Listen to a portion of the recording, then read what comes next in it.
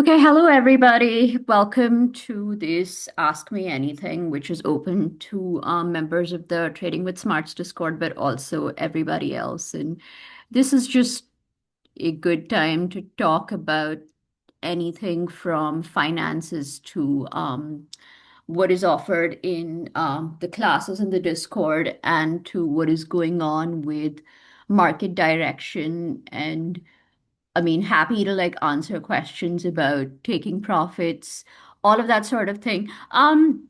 Y'all can drop questions in the chat and I will answer questions as they pop up, or you guys can ask me. It's up to y'all. So before I wanted to, the one of the things I just wanted to talk about was the just finances, and before we get into questions, and I wanted to talk about like the 50-year mortgage or the 15-year auto loan, which is being proposed, and I wanted to talk about amortization. How many of y'all are familiar with amortization? Uh, Not much. so the reality is that whatever your interest for a loan is in the in its lifetime, in the loan lifetime, any loan preparer or any loan issuer, they front load the loans like crazy. So, so for say like a for a 50-year home mortgage at, I don't know, 6%, 7%, 5%, whatever. These are fairly high percentages, but not that high historically. I mean, like interest rates used to be way higher like many years ago. They used to be like eights and nines and tens, and so they were much higher. They're in the past. So anyway, when you have a 50-year loan, or even a 30-year loan for that matter, for the first few years, all you're paying is interest to the bank. And it's worse in like the 50-year loan setup versus the 30-year loan setup. And so what happens is for like about 20 years of that loan, you're probably going to be paying like 90% mortgage interest and 10% principal. So whatever you're accumulating is like less than nothing. Like whatever you're accumulating in equity is less than nothing. And at the same time, the bank is really building money or equity. So the owner is really your bank. It's not you. You're just the pretend owner. And better than that, the bank gets you to make you bear the cost of all the repairs. You bear the cost of any home improvements. So it's the worst scheme I can think of. And a lot of financially less informed people might think it's a good thing. Personally, when I buy a house, I always try to get ahead of my amortization and I try to like aggressively prepay, I mean like pay principal down fast. I mean, and I do it like really quickly at the beginning and then I stop. So I amortize to a degree that I find acceptable. I go look at my amortization calendar and I find a degree that I find acceptable. So I'll probably have like an infusion of cash directly after my down payment and then I stop. And then I accumulate equity faster. So, I mean, like if you, so for example, you could go from paying 10% to 40% of your total payment as equity after you amortize, after you have like a really aggressive principal payment. So this is just like something to keep in mind for people who can do it. And that's all I wanted to say on this issue. Any questions? So, Yeah. sorry. So, Jaya, my question is now, how do I protect the funds that I have in my money market right now? So, basically, I don't want to invest now because waiting for the bigger crash to come in. So, is it wise to keep a sufficient amount of money in the money market fund? Will that get affected when there is a big crash, or where do you save the money to put in when the big crash happens? I mean, generally, people say money market funds are safe. And again, we don't want to test the fragility, or none of us want to witness the economic and financial systems becoming that fragile after a crash that even money market systems might be affected. Um, I personally would not keep the bulk of my money in the money market. I mean, so like for example, Fidelity, some of my funds are in the money market, but it's not a huge amount, so I don't care. I just keep it in and just an HYSA. And I also try to make sure that, yeah, like generally only 250K is FDIC insured. None of us want to get to the point where we're testing FDIC insurance, and I hope that day never comes. But for people with like larger amounts of money, that's the other thing to consider, that it's better not to have more than 250K in a single bank account. Got it. Thanks. Again, none of us want to get, I mean, generally in the past, after like really huge sweeping crashes, sometimes there's been fears of a bank run. For example, there was a bank run after the 1929 crash. Not saying that it's going to happen now, I'm just saying that that is what happened. And that took everything from like a really bad state to a much, much worse state. And damage control at that point, it required so much effort, and it's frightening. People should study history, is my 2 cents. Like people should really look up what has happened in the past, because there are always lessons in history. Um, so moving on, any other questions?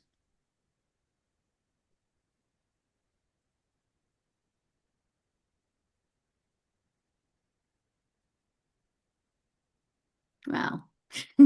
Like I'm having an ask me anything where no one has a question.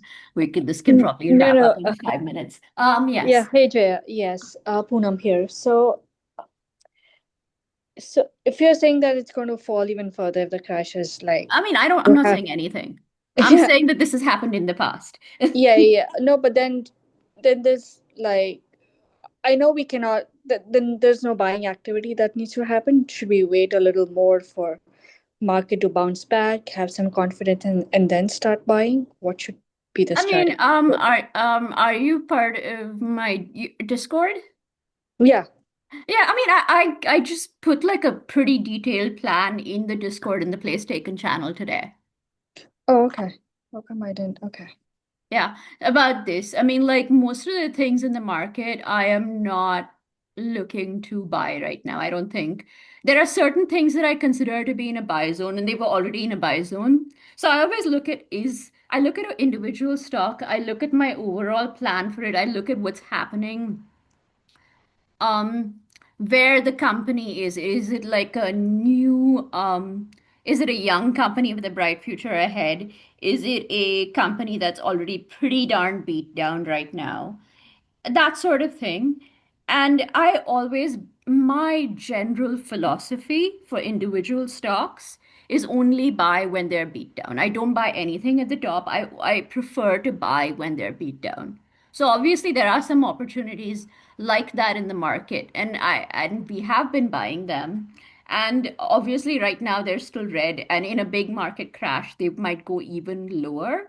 But the goal always is never to be over invested in something. So if you're buying something at the bottom and it gets beat down a bit more, you can hold it through a big crash.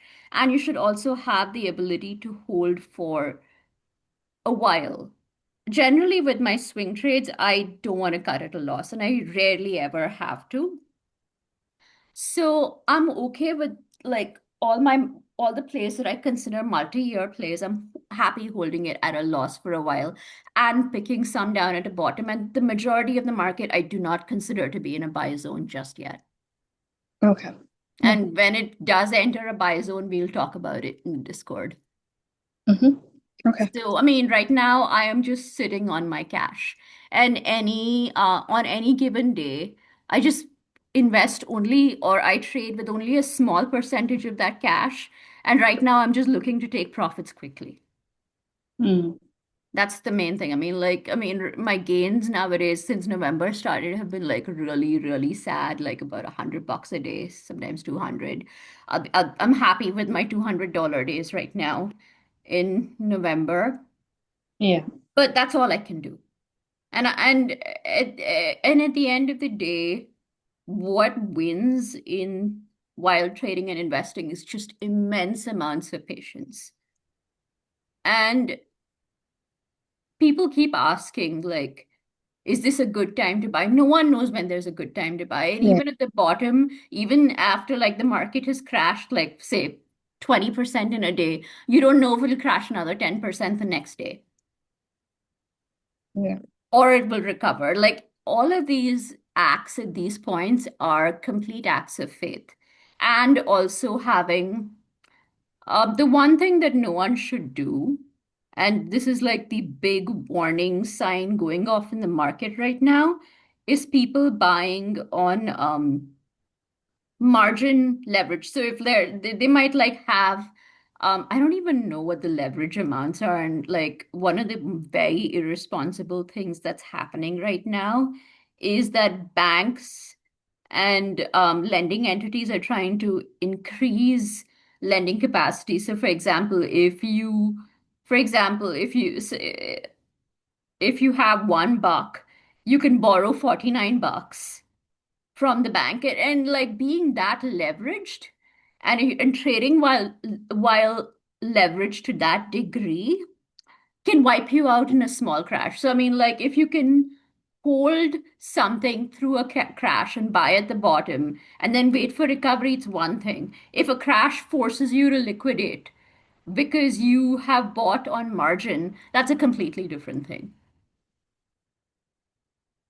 And this is like a distinction that everybody should make. And I mean, like, I don't ever give strong advice, but like the one piece of advice I will say is do not buy on margin debt. Just avoid that completely. Whatever you play should be 100% your own money. So you're never forced into a situation of forced liquidation, which is going to happen to a lot of people. It's coming. That I know is coming. It's already happened. Like when the crypto crash happened the other day, millions of accounts got liquidated in like a matter of like, I don't know, minutes, I guess. So, any other questions? Jay, I have Yeah. another question. Oh, Sorry. sorry. Go. So Um, this is what I wanted to know. Now, stocks like Moderna and Pfizer are all kind of in a range of, buying, right? But when Yes. a crash happens, so is the amount that the stock falls, is it all depending on the PE ratio, or do they all kind of uniformly fall off at a 10 or a 15% off? Like, how does that work?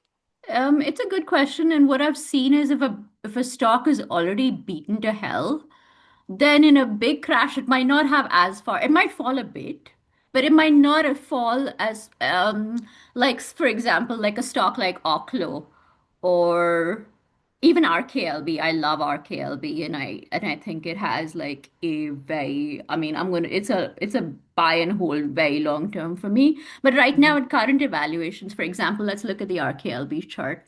Um,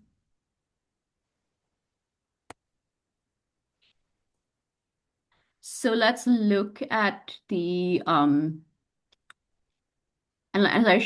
as I teach you in classes, the time interval is very important. So, for example, if you look at the 1 hour chart, at the height it was at 17.3. It's already fallen to 44. I don't think this is the bottom for our KLB. And it all depends on like,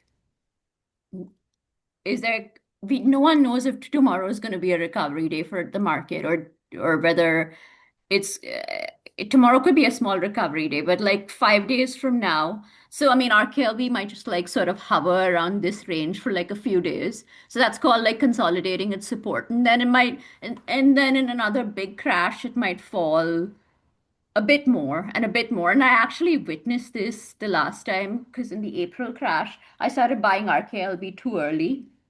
Um, and I had to buy it through the crash, and I was and then it was one of those things that fell really hard in the April crash and had like a beautiful recovery. So, so I think at the lowest point in the April crash, it went to $15, and from 15 it went to like a height of 73. So, that's a but again, I want to catch it at lows, and to catch it at lows, I have to be patient. I'm Right, already right. holding something at 15 and 16 that I'm not going to sell. I'm just holding it for the really long term. And I've already taken a lot of profit on RKLB. But once it goes down to whatever it'll go down to in a crash is when I will look at it again. So that sort of patience, just like waiting and waiting and waiting for the right opportunity, is sort of what is key. And I don't know when that opportunity is going to come, but having that patience, I feel, is necessary. Got it. Thank you.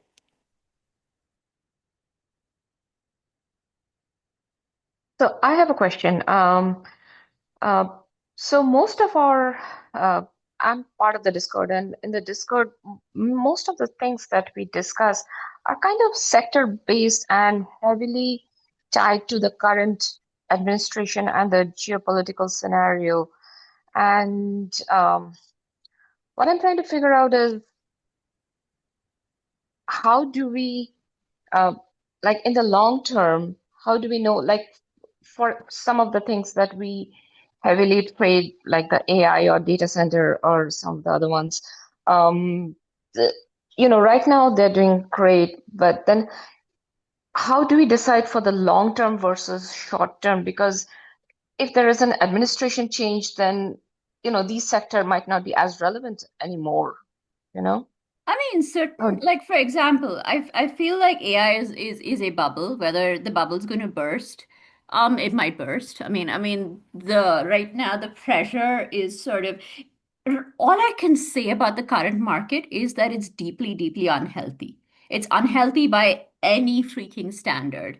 But that said, unhealthy markets can still go on being unhealthy and going in an unexpected direction for a while. We've seen this happen many, many times in the past, where while when something happens to bring it down to reality. So I feel like yes, AI is going to correct. I don't think AI is going to go away. I mean, like same like in the true. dot-com crash. That's irrespective of administration. I feel like AI will crash, but I don't think AI will go away. It might evolve. Like you think about like everything that like sort of came crashing down in the dot-com crash, a lot of it recovered and did really well. So True. from that angle, in the very long run, I don't think AI is that administration dependent. Certain other things might be. For example, if you were playing private prison stocks, that's extremely AI dependent. I mean, administration dependent. We're not, but I mean, that's like a good example of something that is like a sector that's absolutely administration dependent. You think about drones. Drones is something we played quite a bit in the Right. or nuclear energy. All of these are And also critical metals. Critical metals, we play heavily, and that's so dependent on the overall geopolitical scenario, but what's happening with yeah, other relations. okay, hold on a second. I have to.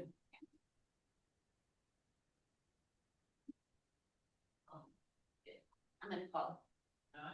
Mhm.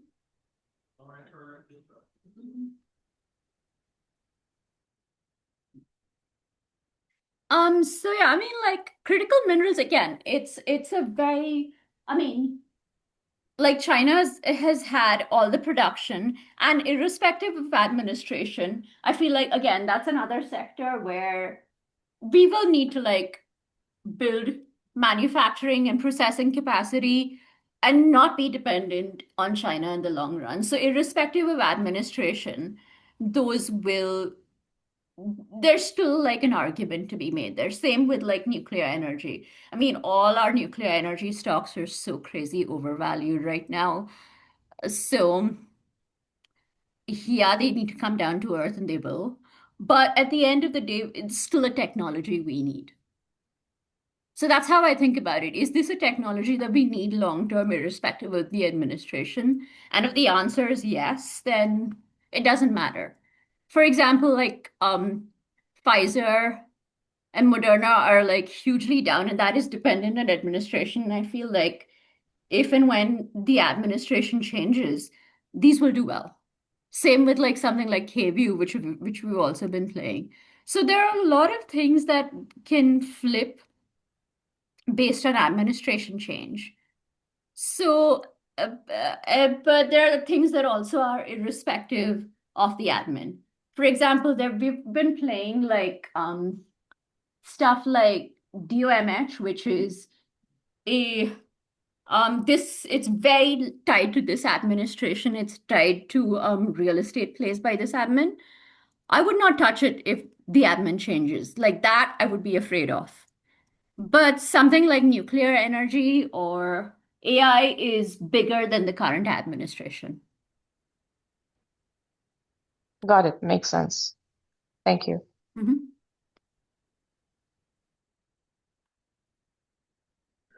Jaya, I have a question. This is with regard to what the previous person asked. So, when you conduct the long-term investment class and you have a 2-month Discord, right?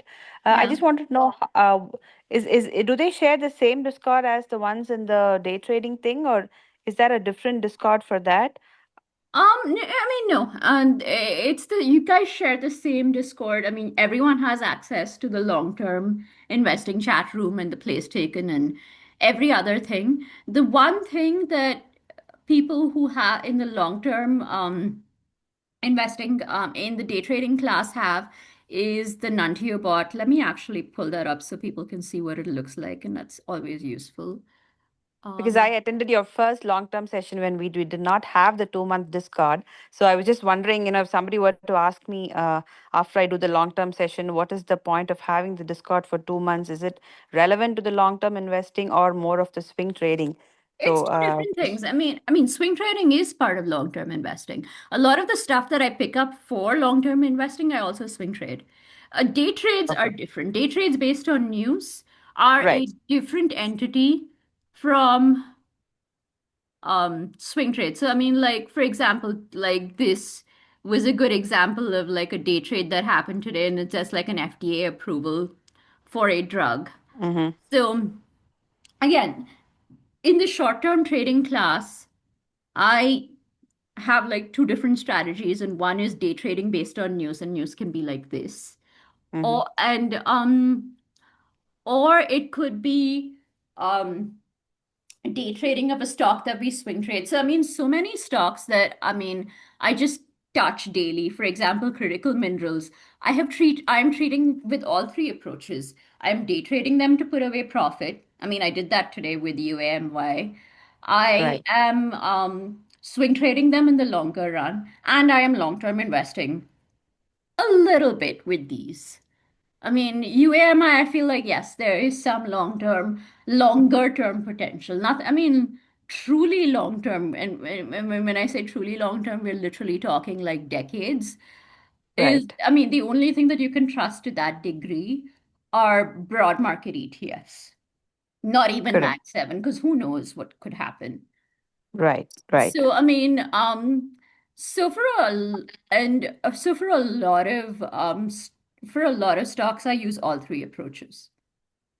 And Understood. really, the goal is really to put away short-term and long-term profit. Long-term profit, of course, can be much more powerful, but it requires a lot of patience. Short-term, I mean, like heck, like 5% gains can like build up. Like I've just been trading with the same pot of money again and again and again, and those gains can go anywhere from like 2% to 5% to 10% to 100% to a 200%. And they all you just do it again and again and again, and then you look at how did you do in the end of the year. And this year I'm already, I'd say, I think, I don't know, about 80 to 90% up on my free cash pool, just using um like this sort of trading. And Okay. of course, in the longer run, like some of the stuff that I'm holding right now, and if I just held all of it for like 3 years, I'd see a much bigger gain. But I'm having both things going simultaneously. And the other thing to realize is that we are never going to maximize our gains. We just have Right. to settle for having a gain. Correct. Got it. Got it. Thank you. Mhm. I have another question, Jaya. So, do you have separate accounts for day trading and long term, or No, I it's mean, honestly, no, it's just, I mean, I use Webull for charts. And I mean, like, for Mhm. example, this is Webull, and I love Webull as a platform. So I use Webull for charts, which is like this, and just getting like this sort of technical information, which is what a lot of what we cover in the short-term trading class. And so yeah, I day trade on Webull, but I also day trade on E-Trade. So I day trade okay? everywhere. I also swing trade. I do everything everywhere. Is the answer. Okay. And I love E-Trade because it allows you to have multiple strategies going in the same place because of the lot selling strategy. So, Right.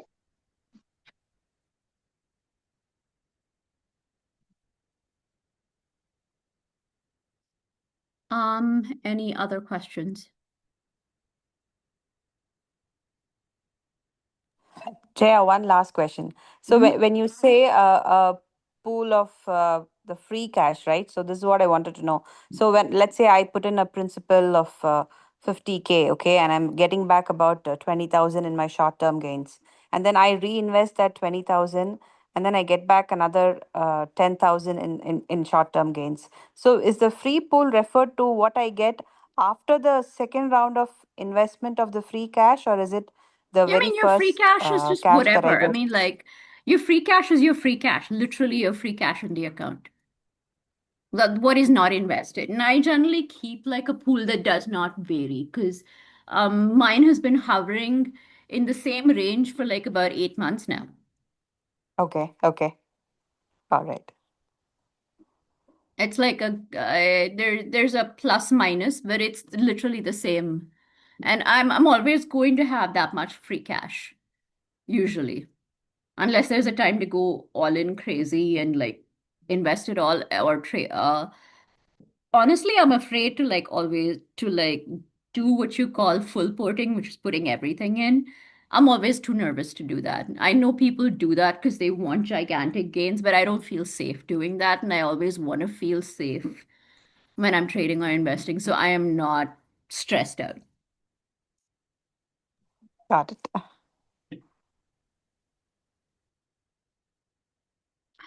Okay, if that is it, we can wrap up.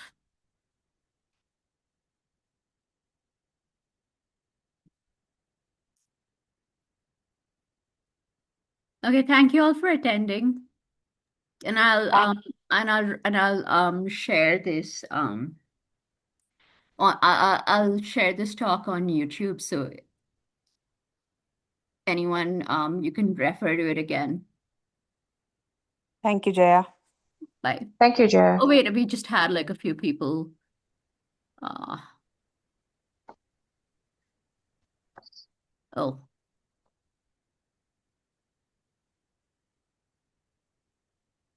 People who just joined, we were just about to wrap up, but in case y'all have any questions, you can ask now. Um, and this talk will still be available on YouTube, the entire talk, because it's being recorded. So, any of the new joinees, do you have any questions?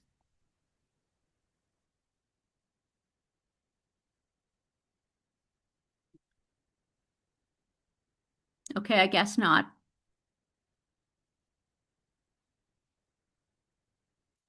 Well, thank you all for attending. Thank you. Bye-bye. Bye-bye.